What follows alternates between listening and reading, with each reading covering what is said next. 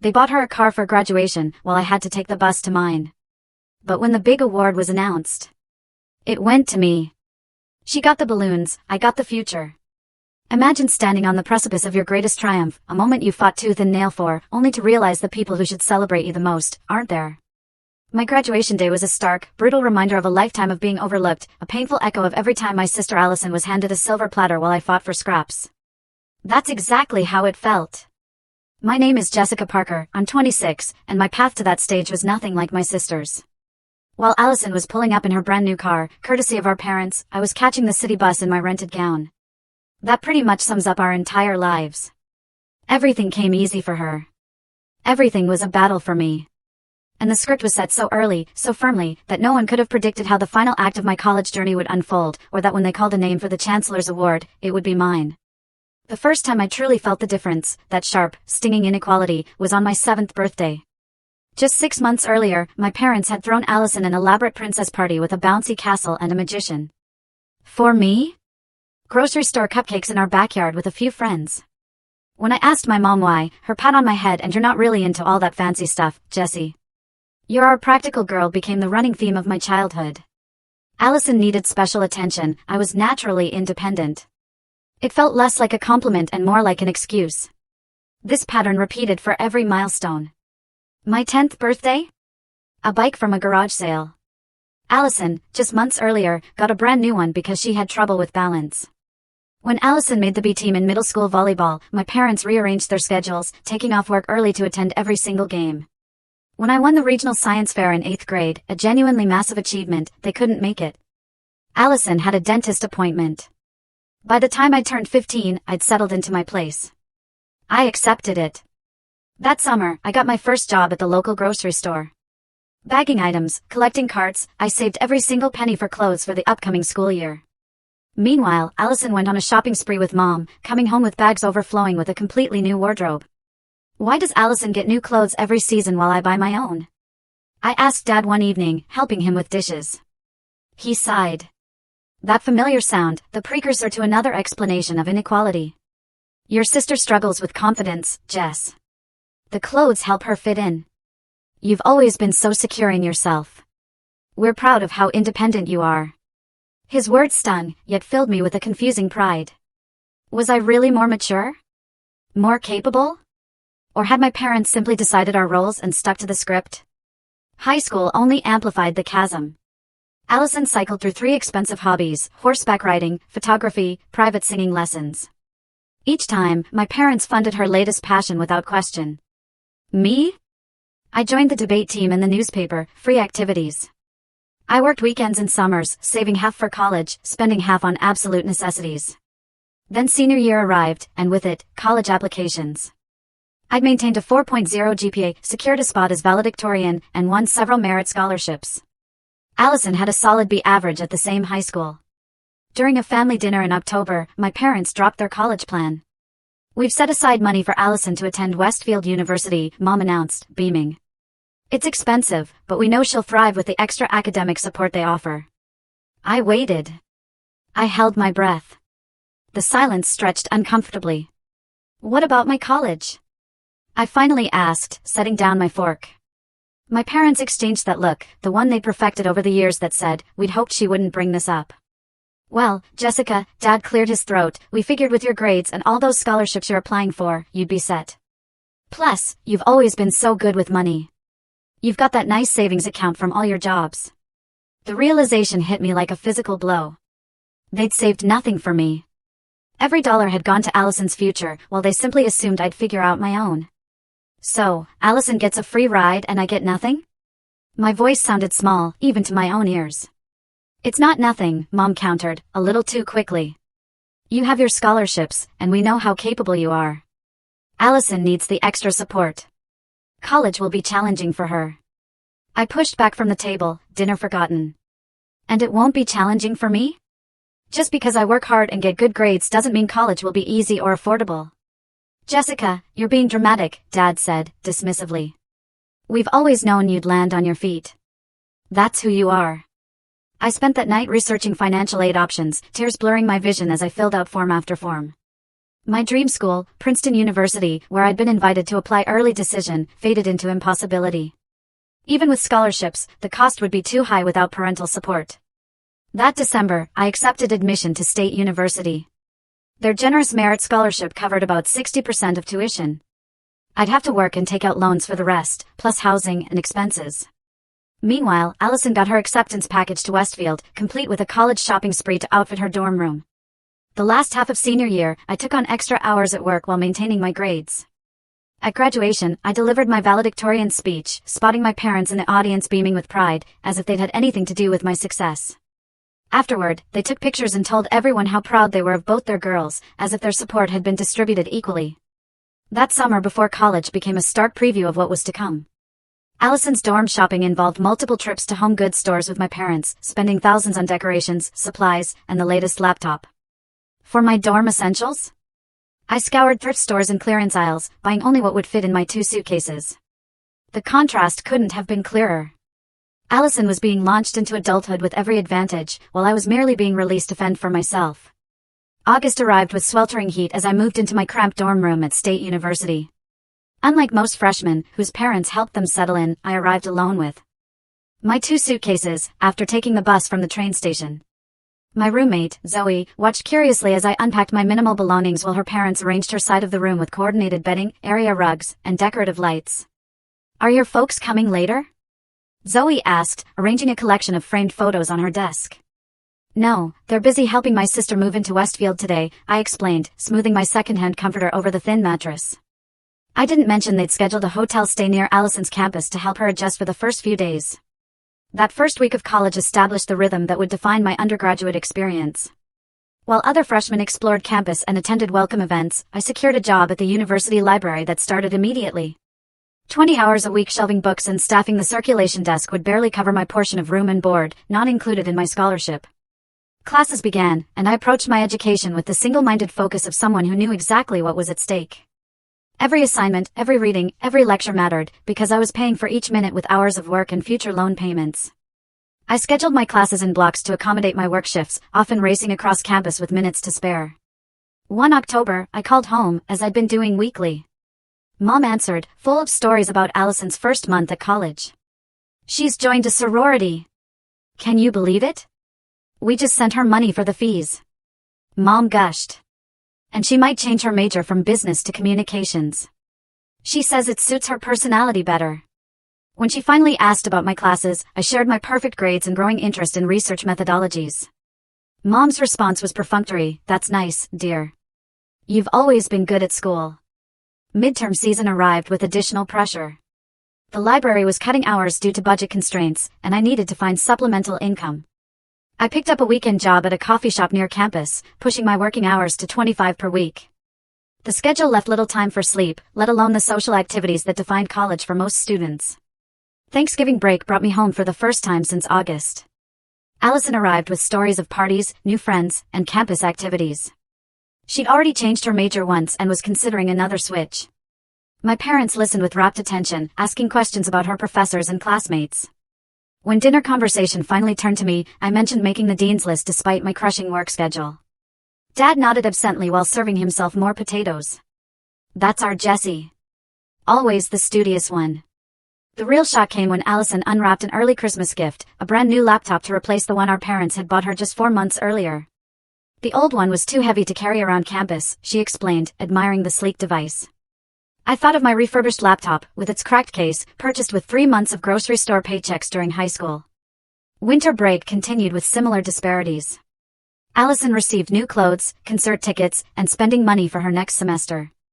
I picked up extra shifts at my hometown grocery store, which had agreed to let me work during breaks. The spring semester brought an unexpected turning point. Professor Coleman, my introduction to research methods instructor, asked me to stay after class.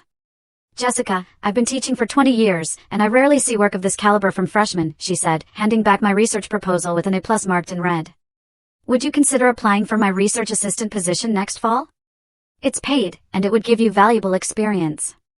For the first time, someone was recognizing my potential, not just as naturally independent, but as genuinely talented. Professor Coleman became more than an instructor. She became a mentor who saw my worth beyond my capacity for hard work. Around the same time, my required study group for statistics formed into an unexpected support system. Maya, a journalism major working 3 jobs to support herself, and Tyler, a first-generation college student on scholarships, became friends who understood my situation in ways my family never could. My parents think tuition is all they need to cover, Tyler confided one night as we reviewed probability functions. They don't understand about books, supplies, living expenses. Maya nodded. Mine can't help at all. Everything's on me. Some days, I wonder if it's worth it. It has to be, I replied, with a conviction that surprised even me. We're building something they can't take away from us. By spring finals, our trio had formed an unshakable bond, supporting each other through late-night study sessions and early morning coffee runs.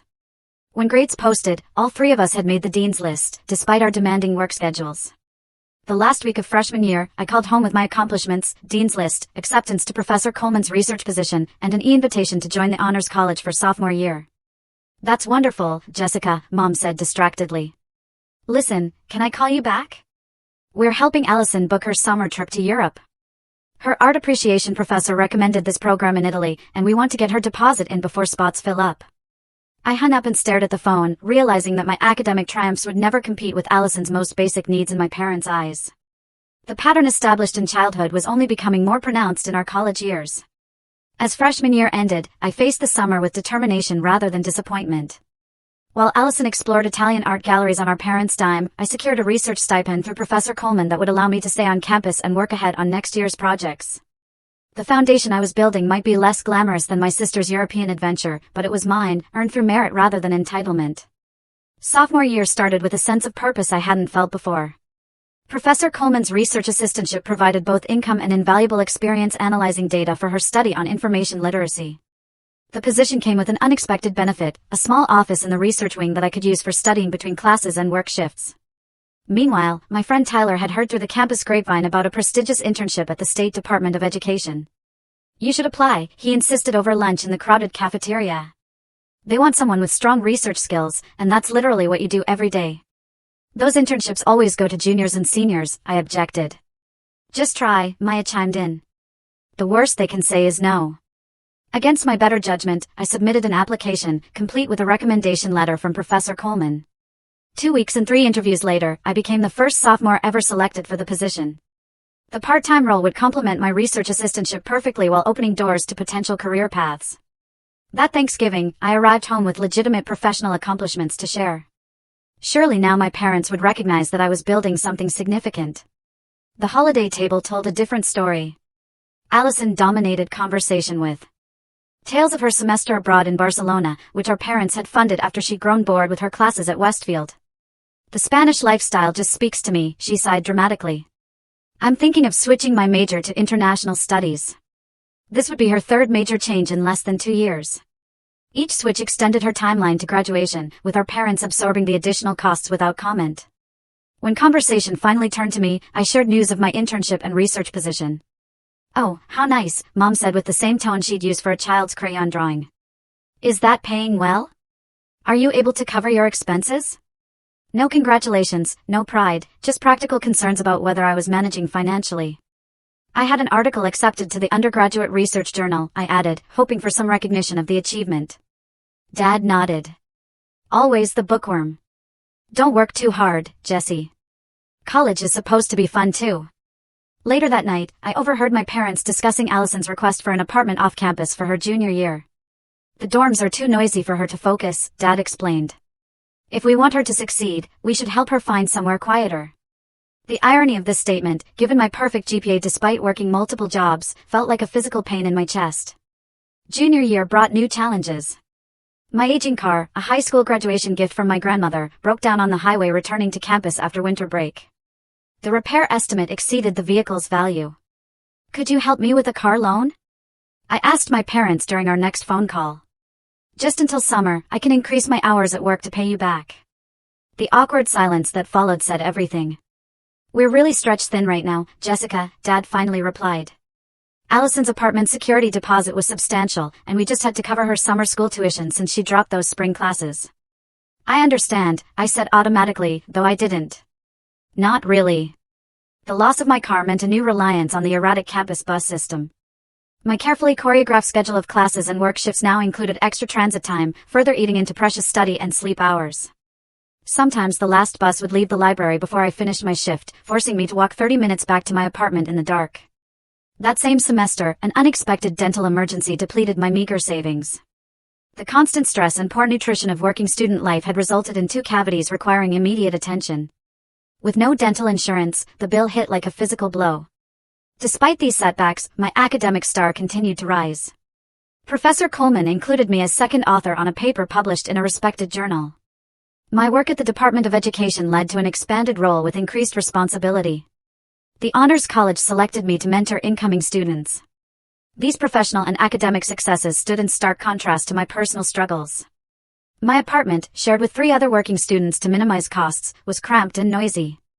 My meals consisted largely of ramen and whatever was on sale at the grocery store. My wardrobe remained unchanged since high school, with strategic thrift store additions when absolutely necessary. Allison's junior year, from what I gathered during increasingly infrequent family calls, was progressing in the opposite direction.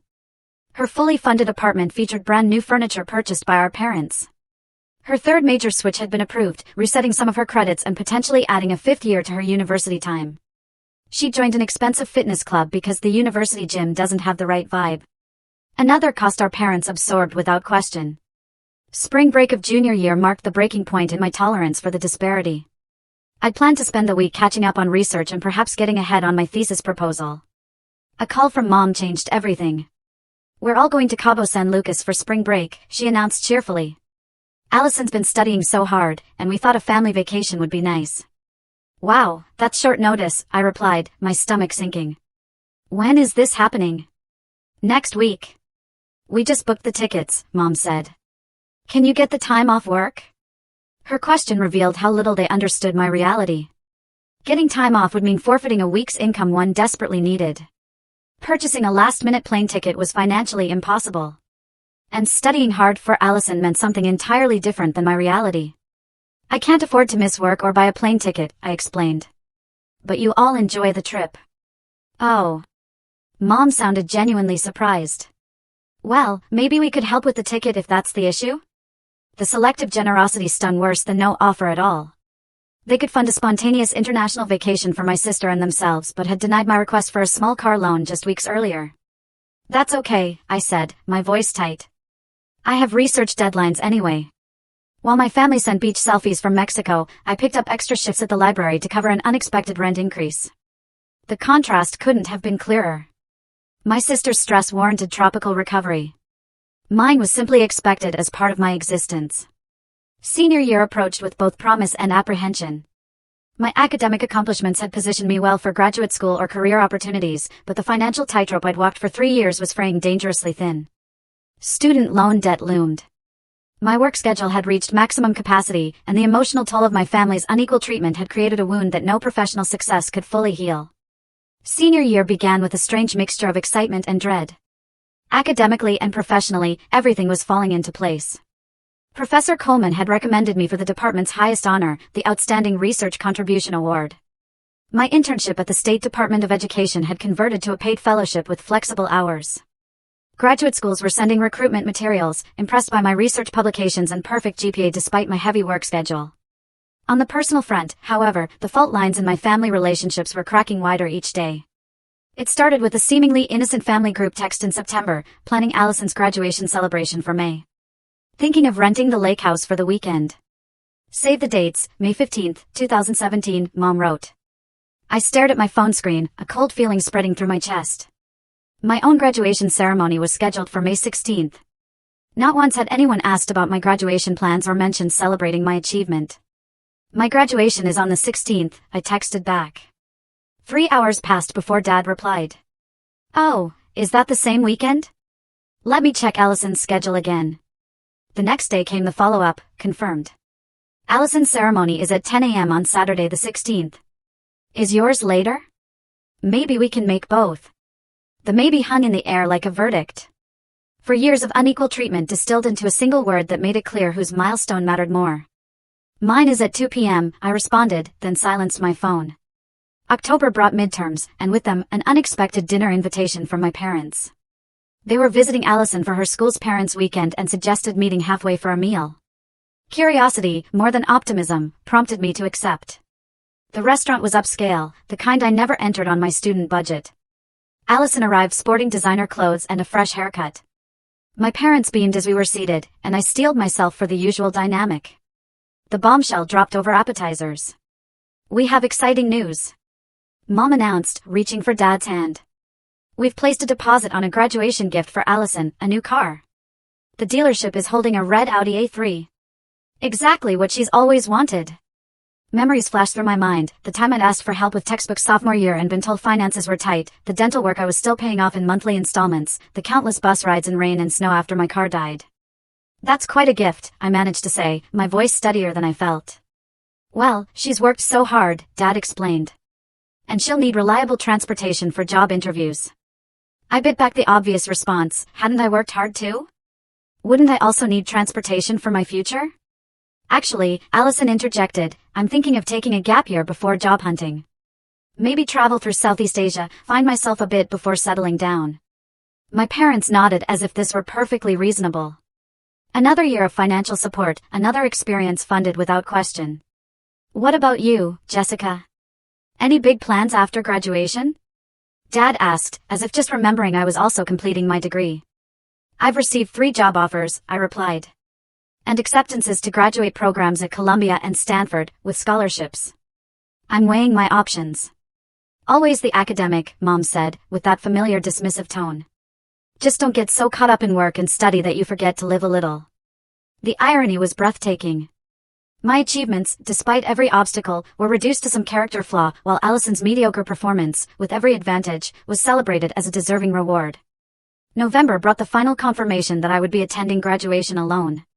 The text came on a Tuesday evening as I finished my shift at the library. "Honey, we've looked at the schedule, and we just can't make both ceremonies work with the lake house booking. Since we've already put down the deposit and Allison's ceremony is earlier, we'll need to attend hers. I'm sure you understand. You're so independent. Maybe we can have dinner the following weekend to celebrate." I didn't respond. What was there to say? For years of sacrifice and achievement, and they couldn't manage to attend a 2-hour ceremony.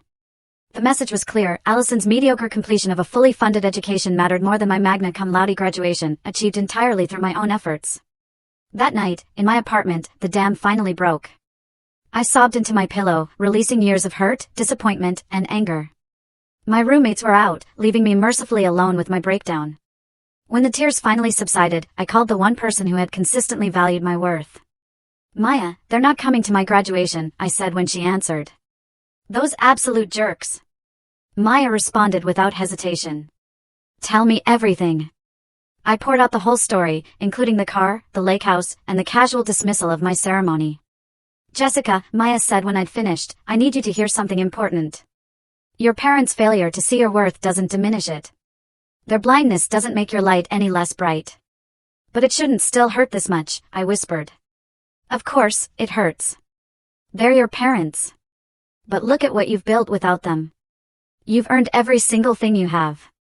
No one can take that away." After we hung up, I sat at my small desk overlooking the street below. Students passed by, most with no idea what it meant to be truly on their own. For the first time, I allowed myself to feel something beyond hurt, pride. Not the defensive pride I'd used as a shield all these years, but genuine pride in what I'd accomplished against tremendous odds. That night, I made a decision: I would attend graduation alone, head held high. My achievements needed no witnesses to be valid, and whatever came next in my life would continue to be built on my own terms, without expectation of the support that had never materialized.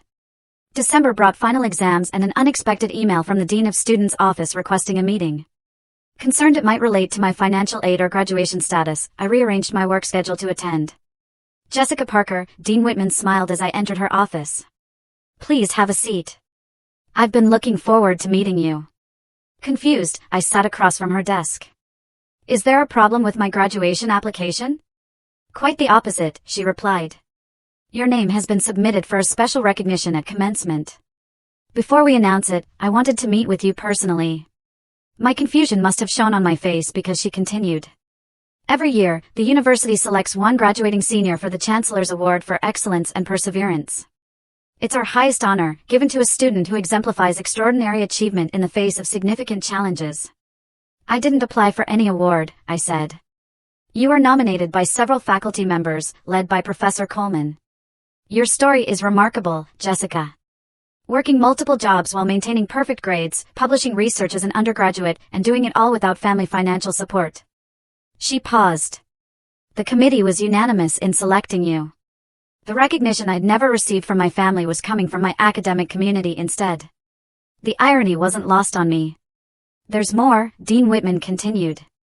The award comes with a monetary prize, which most recipients use for graduate school or loan repayment, but this year an anonymous donor has matched the amount to establish a scholarship in your name for future students who are self-supporting. Tears threatened, but I held them back. Thank you. This is unexpected. We'll announce it at commencement, of course. I understand your family will be there. The question was innocent but piercing. Actually, no. They'll be attending my sister's graduation the same day. Something flickered across Dean Whitman's face. Understanding, perhaps, or recognition of what the nomination letters had surely explained. Well, then I'm especially glad you'll have this moment of recognition. You've earned it, Jessica, many times over. As May approached, I found myself in the strange position of preparing for the most significant academic achievement of my life, with no one to share it. Maya and Tyler would be attending their own departmental ceremonies. Professor Coleman would be on stage with other faculty. I would walk alone, as I had done throughout my college journey. The night before graduation, I pressed my one business outfit and polished my single pair of professional shoes. I set out my honor cords, the special academic stole I'd earned, and my bus pass for the morning. Everything was ready, except my heart, which still ached with the absence of family support. As I was preparing for bed, my phone chimed with a text from Mom. We're so proud of you, Jessica. We might try to stop by your ceremony after Allison's if traffic isn't too bad. Love you. The afterthought stung worse than no message at all. I set my phone aside without replying and climbed into bed, reminding myself that tomorrow wasn't about who would be watching. It was about what I had accomplished despite every obstacle. Graduation morning dawned bright and clear, sunlight streaming through my apartment blinds as if nature itself approved of this milestone. I rose early, taking extra care with my appearance. The business suit I'd purchased from a consignment shop for job interviews fit well enough, and I'd splurged on a professional blowout at the local beauty school the evening before, small luxuries that felt significant after years of bare-bones living. The bus to campus was crowded with families heading to various ceremonies. I wedged myself between a beaming grandmother clutching flowers and two parents reviewing their camera settings. Their excitement highlighted my solitude, but I refused to let it dim my own sense of accomplishment. Campus had transformed overnight into a celebration zone. Banners hung from lamp posts congratulating the graduating class. Photo stations with the university logo had lines forming already. Everywhere, graduating seniors in their caps and gowns embraced parents and posed for pictures.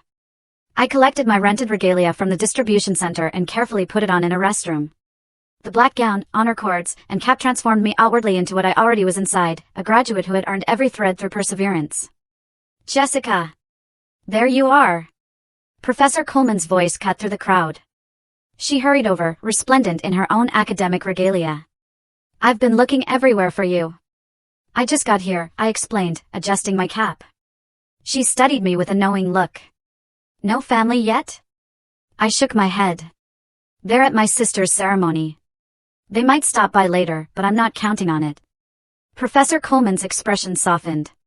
Well, I'm here, and I'm incredibly proud of you. Do you have time for coffee before the lineup? There's something I'd like to discuss. We found a quiet corner in the nearly empty student center. Most people were outside enjoying the spring weather and festivities. You know about the Chancellor's Award, of course, she began. I nodded. Dean Whitman told me. I still can't believe it. Believe that nobody deserves it more. She took a sip of her coffee. What Dean Whitman might not have emphasized is how significant this award is. It's not just an honor, it's recognition at the highest level of what you've accomplished. The president of the university will read your citation. Your story will be shared with everyone present. My stomach tightened. My story? Not the personal details, she assured me quickly.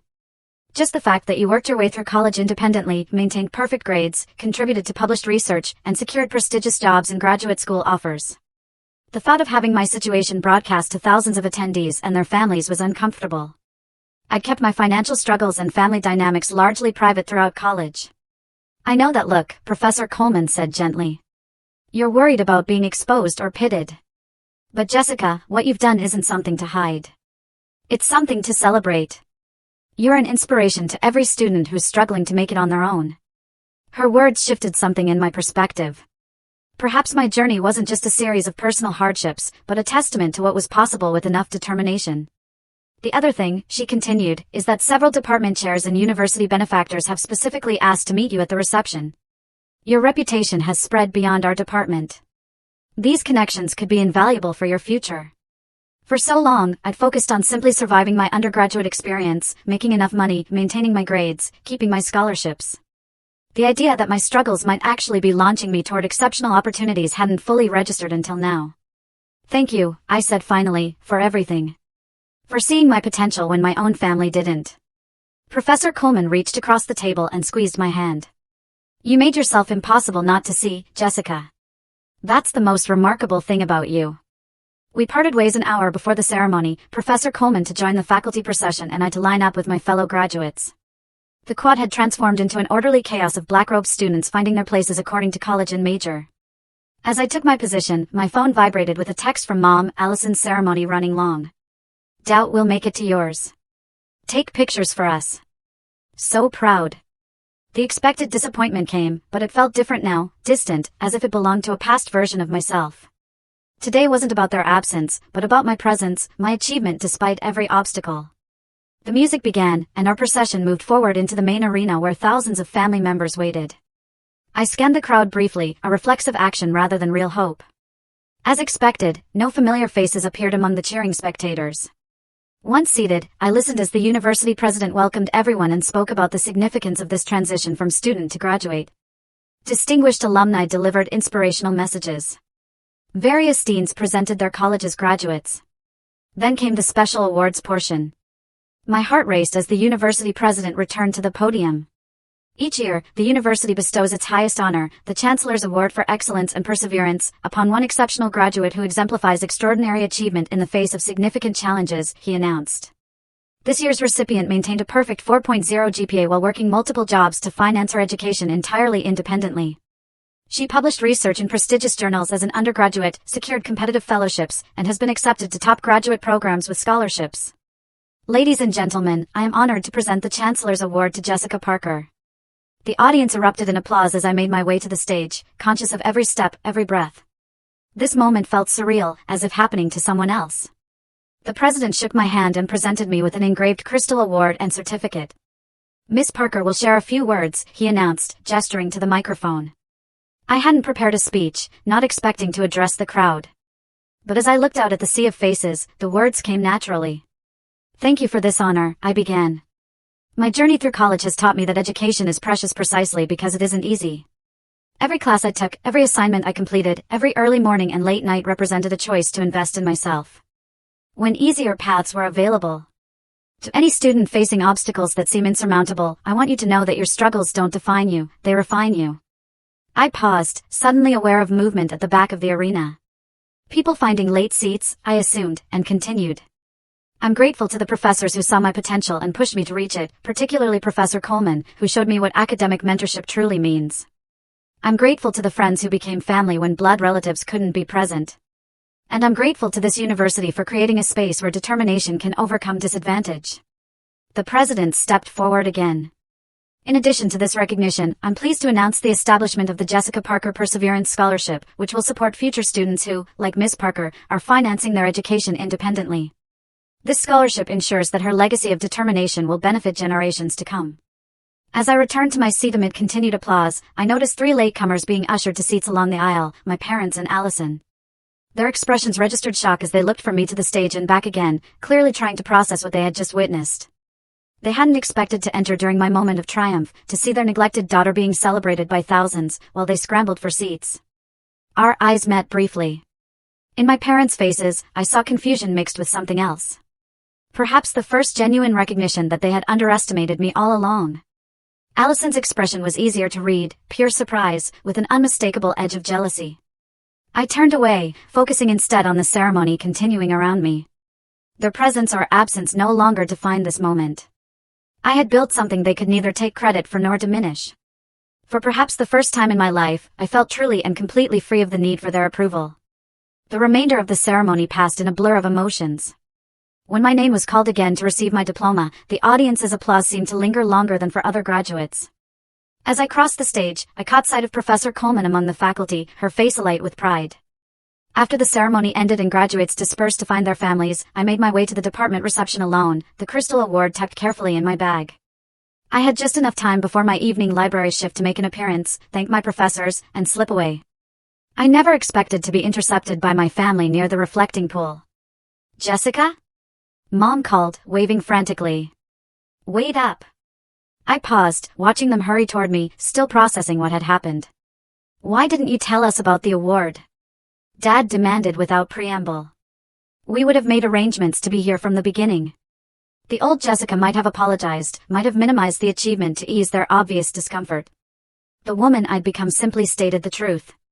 "I didn't think it would change your plans. Allison's graduation and celebration took priority." "That's not fair," Allison interjected. "We didn't know you were getting some big award." "And would it have mattered if you did?" I asked quietly. "For years of perfect grades, multiple jobs, and research publications didn't warrant your attention. Why would an award change that?" My parents exchanged uncomfortable glances, reality finally beginning to penetrate. "We're very proud of you," Mom said, reaching for a hug. I didn't step forward to receive it. "So proud. This is just unexpected." "It shouldn't have been," I replied. "Nothing I achieved today happened overnight. I've been excelling for years while you focused elsewhere." Dad shifted awkwardly. "Look, we came to celebrate. We're here now. Let's not ruin the moment with accusations." "I'm not accusing. I'm stating facts." My voice remained calm. "And I appreciate that you made it for the last few minutes, but I have other plans now. People are waiting for me." "We thought we'd take you to dinner," Mom said, clearly thrown by my lack of enthusiasm for their belated attention. "The reservation isn't until 7, but maybe we could move it up?" I thought of the department reception where Professor Coleman and others were expecting me, of the friends who had supported me daily rather than as an afterthought. "I can't. I have previous commitments with the people who have been here for me all along." I gestured toward the academic buildings. "But thank you for the offer." "Jessica," Dad began, but I cut him off with a raised hand. "Today isn't about making you feel better about your choices. It's about celebrating what I've accomplished despite them. I hope you enjoyed the ceremony, and I'll see you at some point before you head back." Without waiting for their response, I turned and walked toward the department reception, where people who genuinely valued me were waiting. For the first time, I felt no guilt, no obligation to manage my family's feelings at the expense of my own. The liberation was as sweet as the academic victory itself. The department reception buzzed with conversation and laughter as I entered the ornate old lecture hall, now transformed with white tablecloths and floral centerpieces. Faculty in their academic regalia mingled with graduates and their families, champagne flutes and hors d'oeuvres in hand. I paused at the threshold, suddenly conscious of arriving alone while clusters of family groups dominated the space.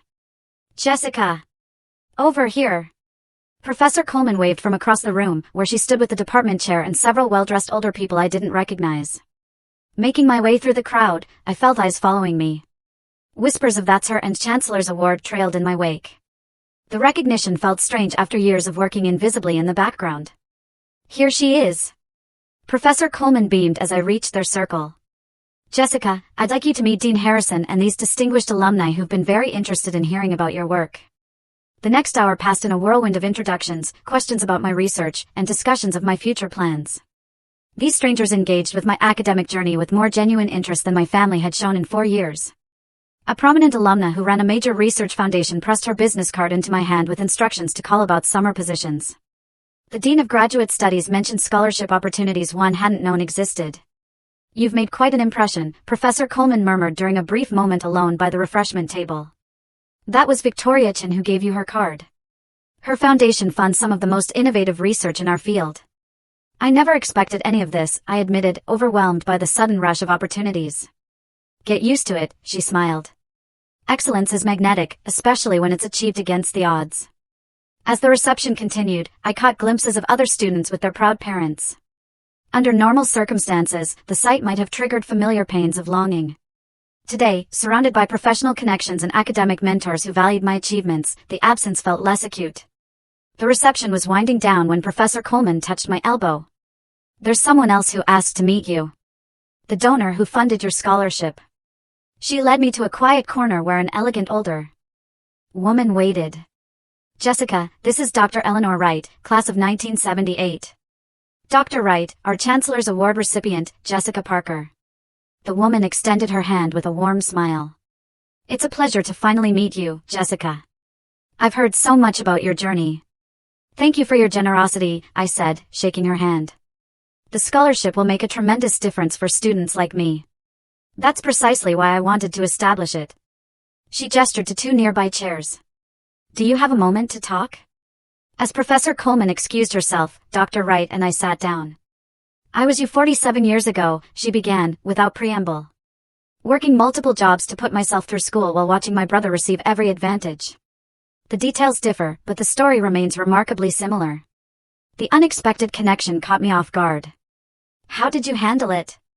"Not as gracefully as you," she admitted with a slight smile. "There was a lot of anger, resentment.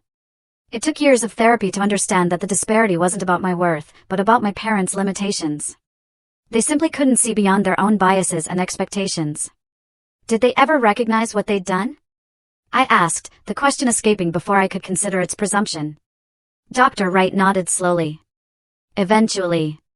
After I'd established my career and no longer needed their approval, my success became impossible to ignore or dismiss as mere studiousness or good luck. By then, I'd built a life that was entirely my own creation." She studied me with knowing eyes. "Your family was here today. I saw their late arrival during your award presentation." I nodded, not trusting myself to elaborate. "Their reaction to seeing you honored publicly. It must have been quite a moment," she observed. "Confusing for everyone involved," I acknowledged. "They seemed shocked, maybe a little embarrassed. I'm still processing it myself." "That's the beginning," Dr. Wright said. "This moment, this public recognition, has disrupted the narrative they've built around you and your sister. They can no longer maintain the fiction that your achievements are expected while hers deserve celebration." Her insight struck a chord so resonant it almost hurt. "What happens next?" "That depends on them, and on you. Some parents can grow and acknowledge their mistakes. Others double down on their established patterns. Either way, your path forward remains the same: continue building your life on your terms." She reached into her handbag and produced a business card, similar to the others I'd collected today. "My foundation focuses on educational equity. We're always looking for voices that understand the experience from the inside. When you're ready, I'd like to discuss possibilities." As she rose to leave, Dr. Wright added one final thought: "Remember this, Jessica, the greatest revenge against unfair treatment isn't anger or resentment. It's spectacular success coupled with genuine happiness. I think you're well on your way to both." Our conversation lingered in my mind as I left the reception and headed across campus. The library had given me the evening off as a graduation gift, leaving me unexpectedly free. Rather than return to my empty apartment, I found myself drawn to the central plaza where the main ceremony had taken place hours earlier. The massive space was nearly deserted now, cleaning crews gathering discarded programs and workers dismantling the stage. I sat on a bench overlooking the scene, reflecting on the day's events and Dr. Wright's words. The sound of approaching footsteps broke my reverie. Looking up, I saw my family walking tentatively toward me. "We figured we might find you here," Dad said, hands in his pockets. "You always liked quiet places to think." His observation surprised me. I hadn't realized he'd noticed such details about me. "We were hoping we could still have that dinner," Mom added. "Our reservation isn't for another hour." I studied their faces, searching for the right response. Allison hung back slightly, her expression unreadable. "Why now?" I asked finally. "What changed between this morning, when my graduation was an afterthought, and this evening?" The directness of my question seemed to catch them off guard. They exchanged glances before Dad spoke. "Seeing you up there, being honored like that, it made us realize we might have misjudged some things." "Might have?" The words slipped out before I could moderate them. "We did misjudge," Mom amended quickly. "We've taken your success for granted while pouring resources into supporting Allison. We thought we were doing what was best for both of you based on your different needs. But we never asked what you needed," Dad continued. "We just assumed you didn't need anything." Their acknowledgement should have felt vindicating. Instead, it highlighted how fundamentally they had misunderstood me for years. My independence hadn't been innate. It had been forced upon me by their choices. I did need things, I said quietly. Financial support, yes. But more than that, recognition, celebration of my achievements, the sense that my hard work mattered to you as much as Allison's struggles. Allison stepped forward unexpectedly. I didn't realize how uneven things were, she admitted. I've been so caught up in my own stuff that I never questioned why you got less. I'm sorry, Jessica. Her apology felt more genuine than our parents' stumbling recognition. Perhaps because she had been a beneficiary rather than an architect of the disparity. Thank you, I acknowledged. That means something. An uncomfortable silence settled over us until Mom tried again. Will you come to dinner, please? We'd like to hear about your awards and plans. I considered the invitation, weighing my lingering hurt against the possibility of a new beginning, but something felt premature about celebrating with them now, as if their sudden interest required more evidence of sincerity. I appreciate the invitation, I said carefully. But I already have plans with friends who have supported me consistently throughout college. People who saw my worth before I had an award to prove it. Their disappointment was visible, but I continued. I'm not saying no forever, just for tonight. This isn't something we can fix over one dinner after graduation. What do you need from us? Dad asked.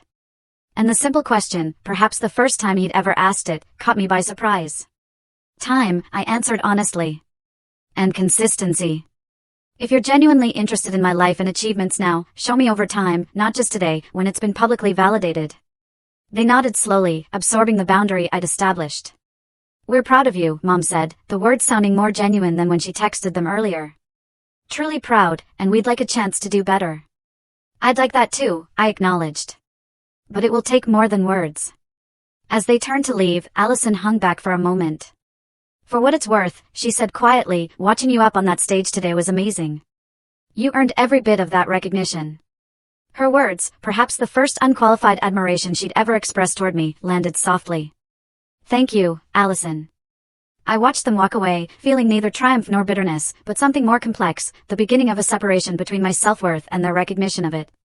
Whether they ever fully acknowledged the imbalance they'd created, I now knew with certainty that my value existed independently of their ability to see it. My phone buzzed with a text from Maya, celebration at Riverside Cafe in 30. Tyler, Zoe, everyone's coming. You better be there, Chancellor's Award winner. I smiled, pocketing my phone and taking one last look at the empty graduation plaza. Whatever came next, graduate school, career, reconciliation with my family, or continued distance, I would face it on my own terms, surrounded by people who recognized my worth from the beginning. As I walked toward the campus exit, the setting sun cast long shadows across the quad, a fitting visual for this day of endings and beginnings. The bus stop was empty when I arrived. I checked the schedule posted on the shelter, 20 minutes until the next downtown bus. Pulling out my phone, I opened the rideshare app, one rarely used due to cost.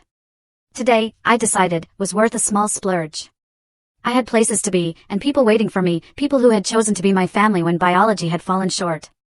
6 months after graduation, autumn painted the city in golden hues as I settled into my new routine. The job offer I'd accepted put me in a downtown office just blocks from the state education department where I'd interned. The salary, while entry-level, felt like unimaginable wealth after years of student poverty. Having my own tiny apartment, modest as it was, represented a luxury I'd never experienced during college. My professional life had launched with unexpected momentum. The connections made through Professor Coleman and other mentors opened doors that typically remained closed to new graduates.